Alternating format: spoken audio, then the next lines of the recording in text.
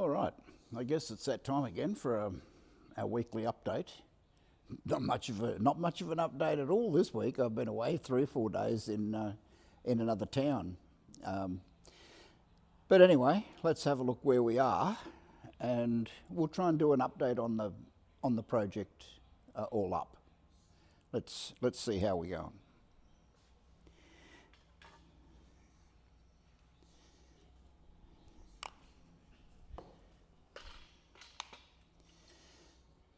Now, if we come over here to the fuselage is good. It's all,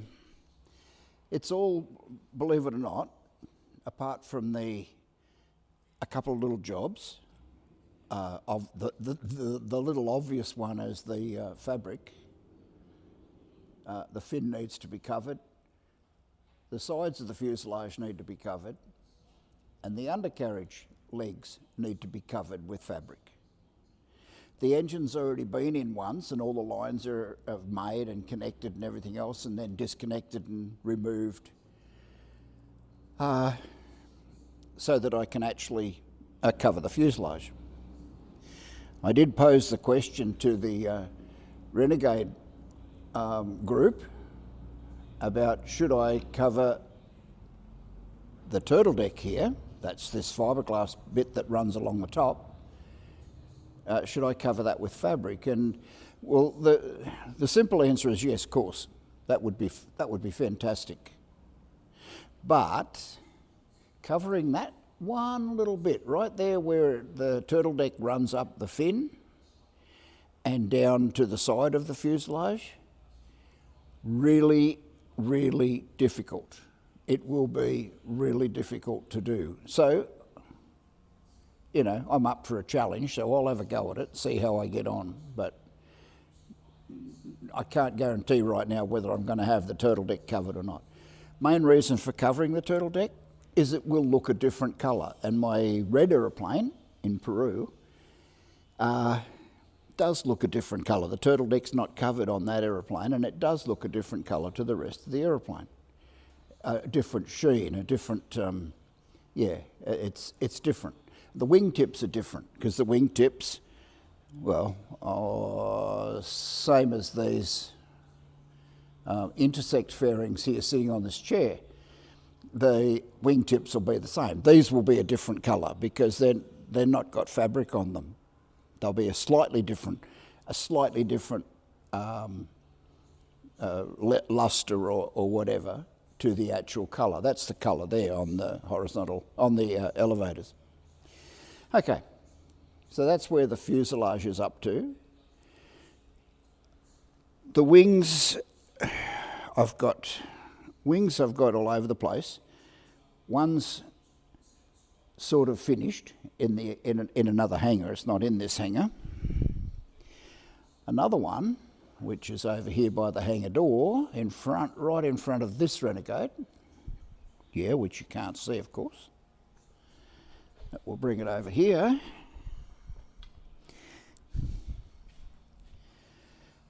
This one, that of course you may be able to see or you may not, which is, has about 3/4 of an inch of dirt all over it at the moment, due to excavation work that's going on. If you can see through my hangar door, we're building an extension to the estate. There's another 21 or 22 building blocks across there. But the wind tends to blow from that direction, and everything in the hangar is covered with a generous layer of red dirt. So that's really, really good. But this needs that white, that's a primer that you can see on that wing. That primer needs to be sanded. I've done a little bit to prove the concept, and yes, I can sand it reasonably easily and reasonably quick. Then it'll be painted with the actual final colour. And then there'll be 2 wings that'll go to the other hangar and be ready to fit to the aeroplane. Now, these other 2 wings, you might be able to see from here, not very well. The 2 green bits in the middle, they're the 2 lower wings. Fairly important to have them because they hold up the other wings. So you can't put the upper wings on by themselves. You can put the lower wings on by themselves, but not the upper ones. And there they are there. This is that wing over there. That's the upper surface that you can see, the far wing. And this wing is the lower surface. This is the underside of the wing. The wing's upside down is what I'm trying to say. At the moment, today, I'm installing these, they're called finishing tapes. These pinked tapes, or tapes with pinked edges. That just means that they've got little special cut down the edge to stop them from fraying. I'm installing them right now. Once they're on, there'll be another little, same sort of thing, but a little bit wider. These are 1.5 inch wide. I'll go with a 2-inch wide one, and I'll run it along here. And it'll cover the ends, where the ends come to, which is about like this, if you can see it. Yeah, it'll be cut off square there. There'll be a piece of tape covering that so that the airflow can't pick it up and try to peel it off. That's, if you think of it that way, you can't go too far wrong. Okay, I'm up. I've done, 3 this morning, and this is the 4th one, working my way outboard. I can probably show you one of those. I'll show you what I do to install it. It's pretty basic, but if you haven't seen it at all, then it's new territory, I suppose. So that's the wings done. All right, let's leave them. The wing tips have already been fitted once. The wing tips will be painted. No, the wing tips won't be painted. The wing tips will be primered, get them ready to go. Then they'll be installed on a painted wing. I'm not going to install them until after the wing's painted. Then I will paint them on the aeroplane. I'll paint them on the wing. I'll paint the wing, install the wing tips, then paint the wing tips. The wing tips will already be primed, of course, at that stage. Yeah, so that's what's going to happen there as time progresses.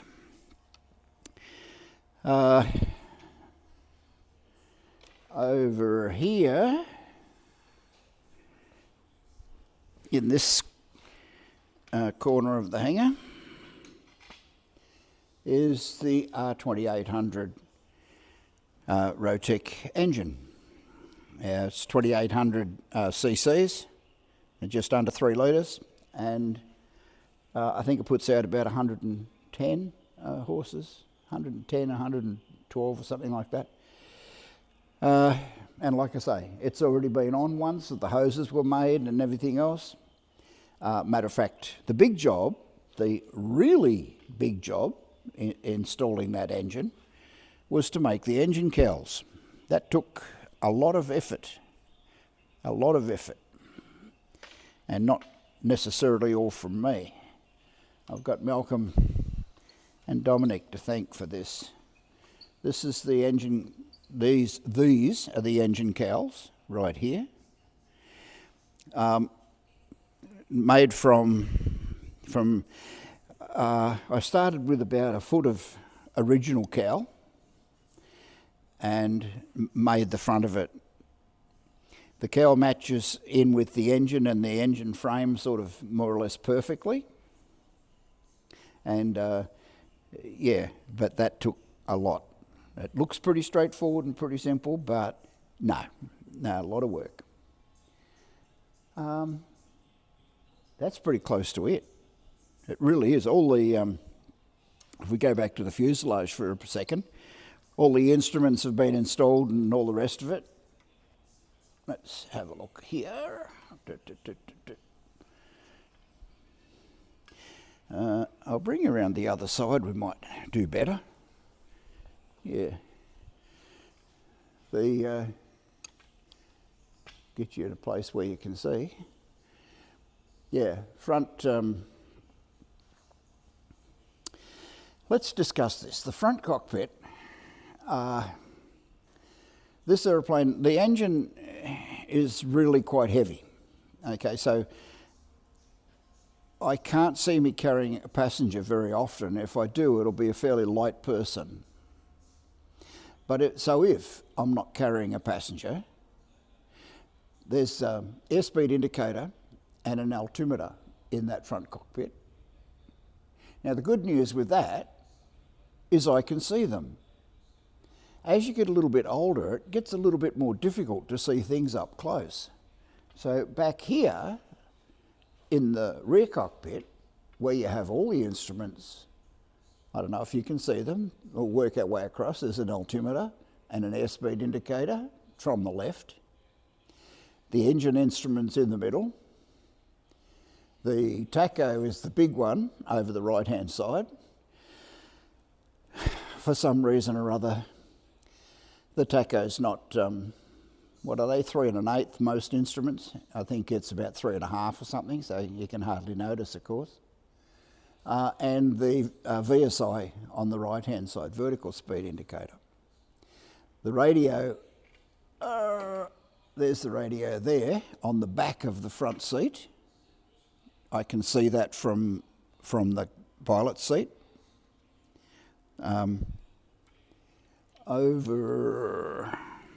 We'll go around the other side and have a look at that, but while we're on this side, we've got this little case here that I've made for the iPad. You know, total. Well, no, let's call it map case. How about that? Yeah. So this is a map case here. But if you happen to put your iPad in it, which covers all of your navigation equipment, that would probably work. Okay. While we're here, I can show you through the other side. I've got 2 batteries in there installed at the moment. We're not going to have 2 batteries. We're only going to have one, but I don't know where that one has to go. So I've got 3 different locations. I can put it where this one is. I can put it in between the 2. There's another battery compartment here. Or I can put it where this back one is, if the C or G is that far out because of the heavy engine. I guess it's counterweighted by the heavy pilot. You need to take the pilot's weight into consideration as well, and that'll be me.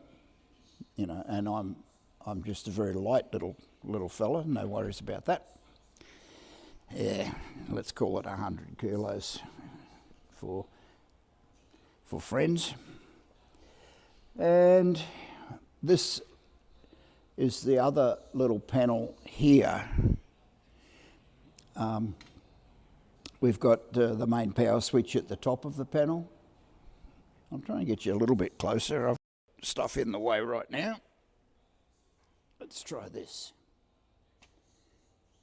Yeah, that might be a little bit better. But you've got main master switch at the top. If I can reach out to point them out. Master switch here. These are 2 ignition switches. Yeah, the engine has dual ignition, of course. You've got power to things like lights, which is instrument lights, and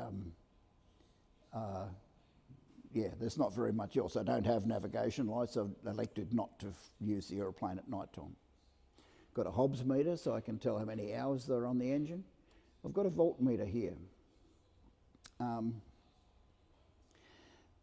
which may or may not fire up right now. Well, I guess we could try. The battery's actually connected. If we put the master switch on up here, oh yeah, look at that. We've got 11.1 volts, or 11 volts. Okay. The Hobbs meter's disconnected right now. When I do this sort of thing, I don't want it ticking over, adding hours to the engine, which obviously there's no engine. So I haven't wired it up to an oil pressure switch. Some people choose to do that. I haven't. I brought my fuel selector down to the cockpit. The absolute simplest, the upper wing is where it'll go up here on top of these cabane struts. The upper wing is where the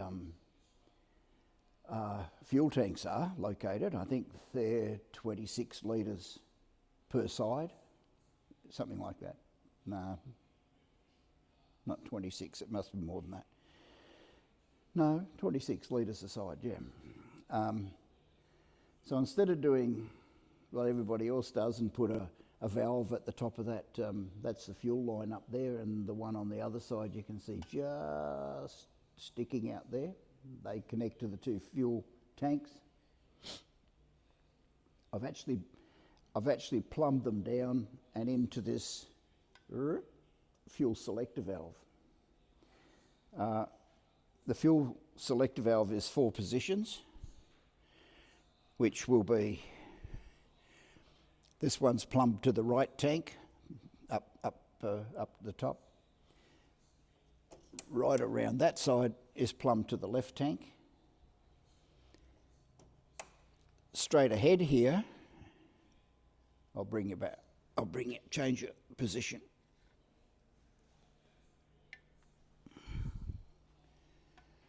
In that straight ahead position, we're actually plumbed up to this fitting, which can be connected to a ferry tank.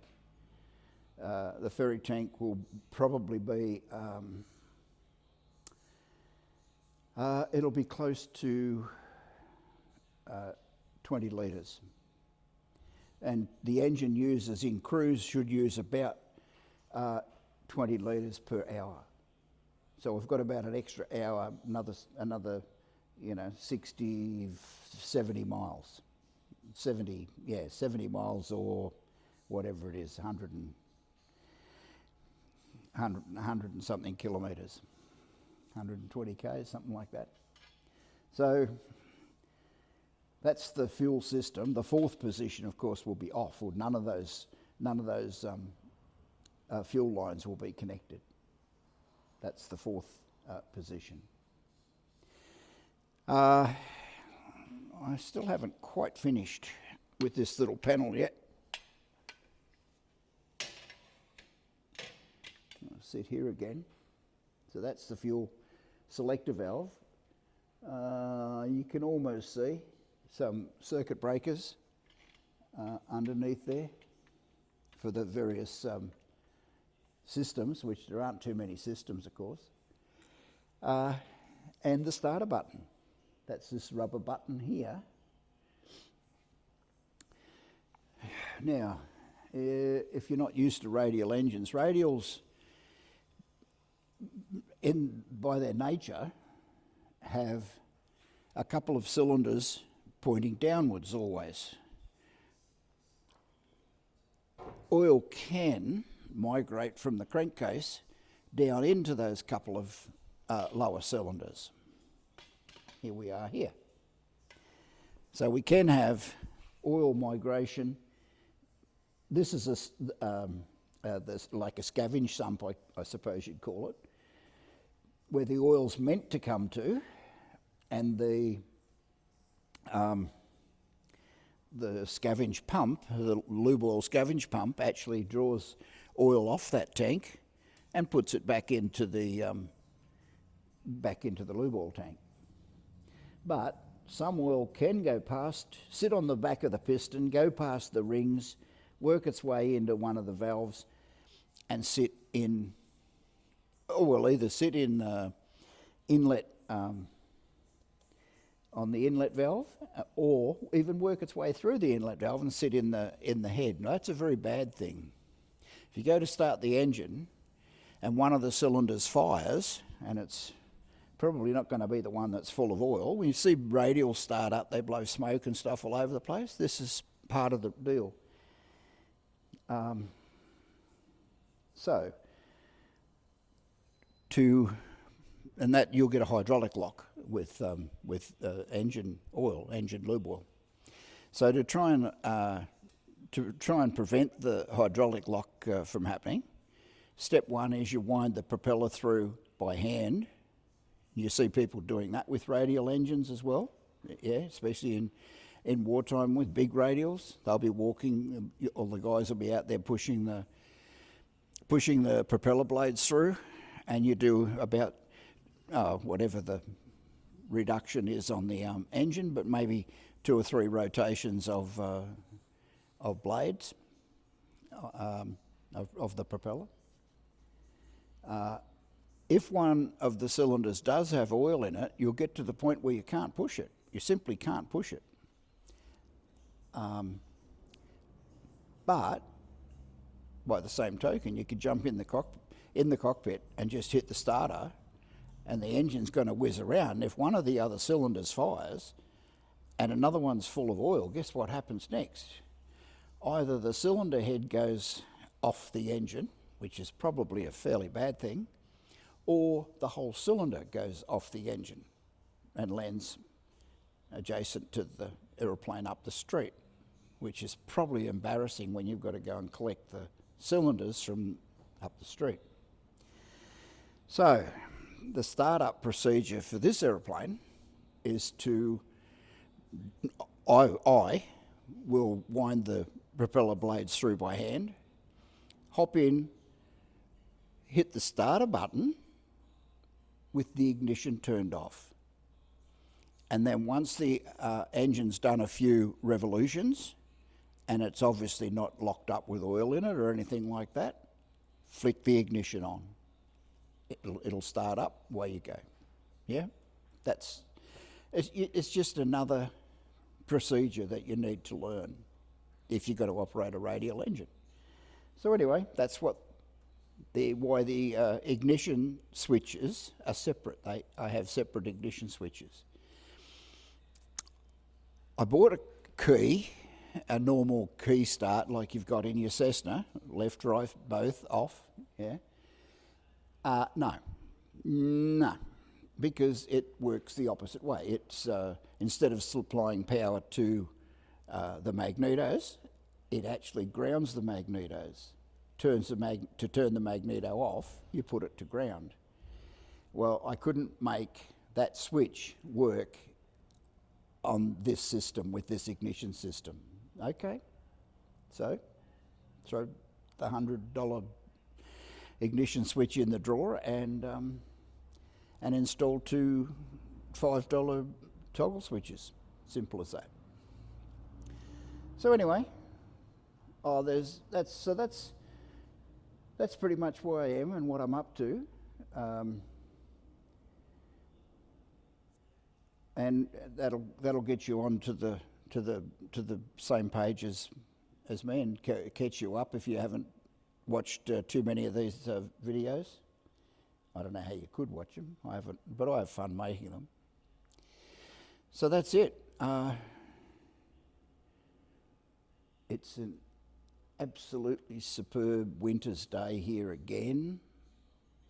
It's all I can do not to go flying, and I know the hangar next door where my aeroplane is actually, the doors are open. All I've got to do is push the aeroplane out.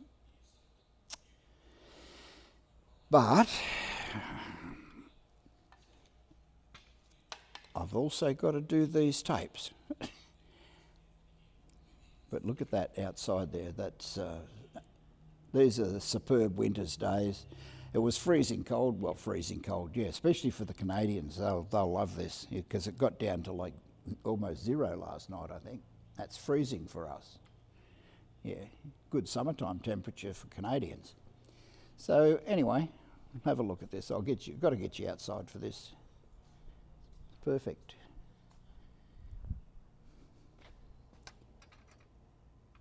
Absolutely. Oh, there's some clouds over there. Look, way over. Otherwise, nothing. Absolutely nothing. Perfect day. All right, let's make a deal. I'll finish these tapes and then I'll go for a fly. That's a pretty good deal, I would think. And you know the rules. It's Friday afternoon. Friday afternoon here. Try and get your feet off the ground this weekend if you can. I think the weather's going to be just as good on the weekend as it is today. So that's a good thing. Well, at least in my part of the world anyway. Yeah, enjoy. Bye now. Take it easy.